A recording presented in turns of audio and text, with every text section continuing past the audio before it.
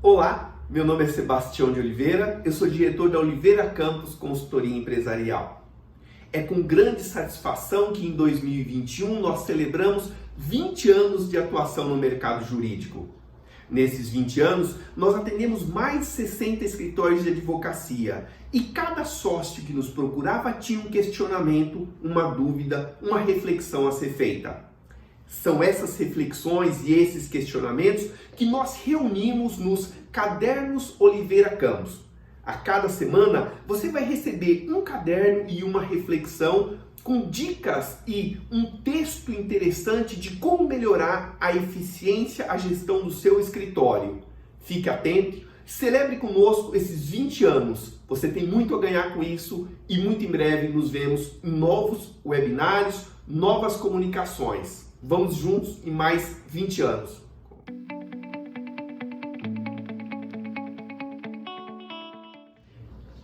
Primeiro caderno. Estamos crescendo, mas de modo conturbado.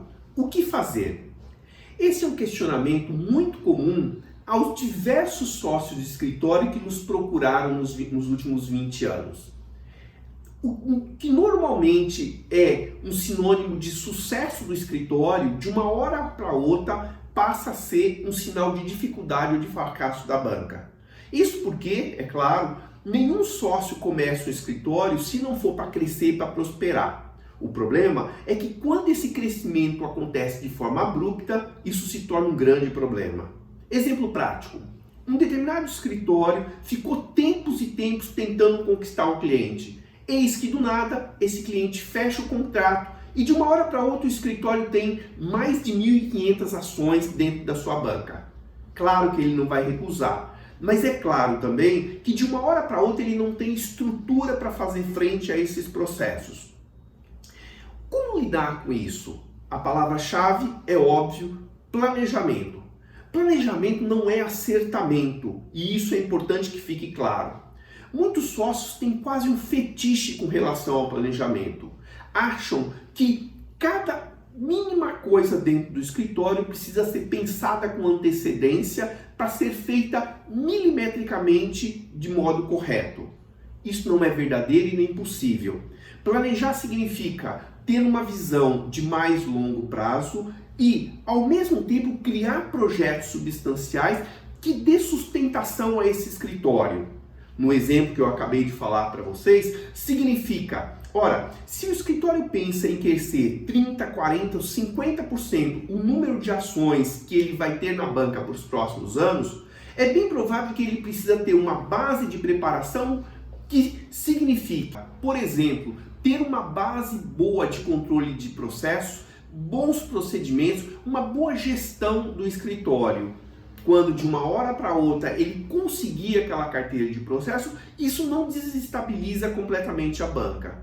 É claro que alguma confusão na estrutura vai acontecer. De uma hora para outra você vai ter que contratar uma quantidade boa de novos profissionais. De uma hora para outra você tem que os sócios mesmos irem para a operação para ajudar os seus coordenadores e os seus advogados, mas existe um plano previamente feito que dá sustentação a essa mudança no escritório, a esse crescimento. Um outro exemplo que eu gostaria de trazer para vocês também acontece e é bastante importante.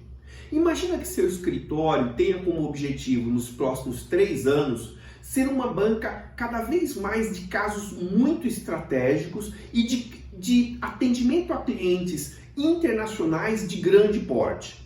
É bem provável que no seu planejamento você deva estabelecer, implantar uma política de gestão de pessoas que dê suporte a isso.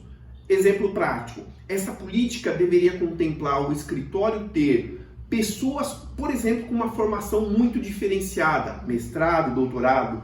É provável também que essa política tenha que favorecer o seu escritório ter, no mínimo, os advogados em nível seniores ou coordenadores ou sócios juniores, enfim, com inglês fluente. Isso não se conquista, não se faz do dia para a noite. Isso é planejamento.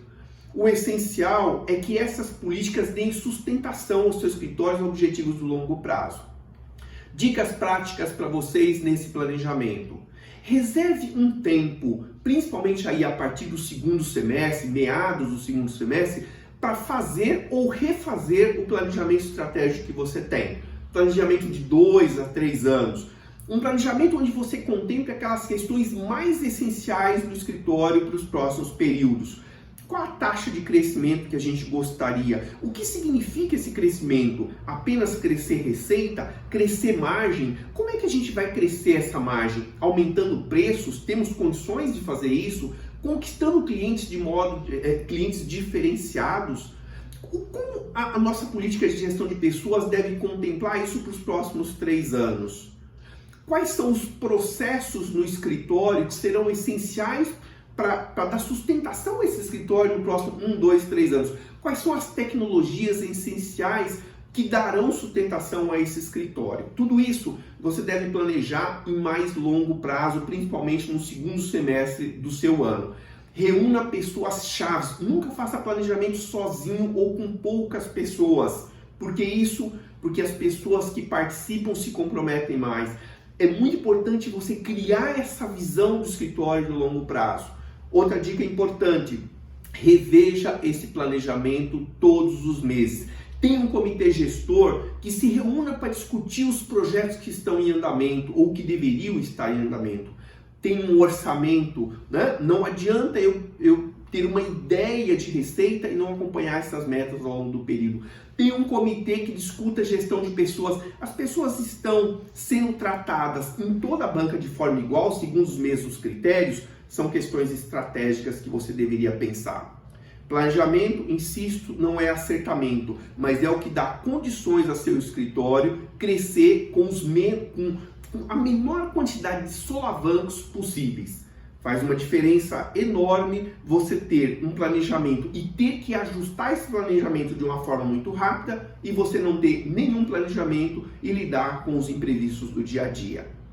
No próximo caderno nós trataremos da questão socorro. Tem um escritório de advocacia, também relacionado à administração da sua firma. Fique atento!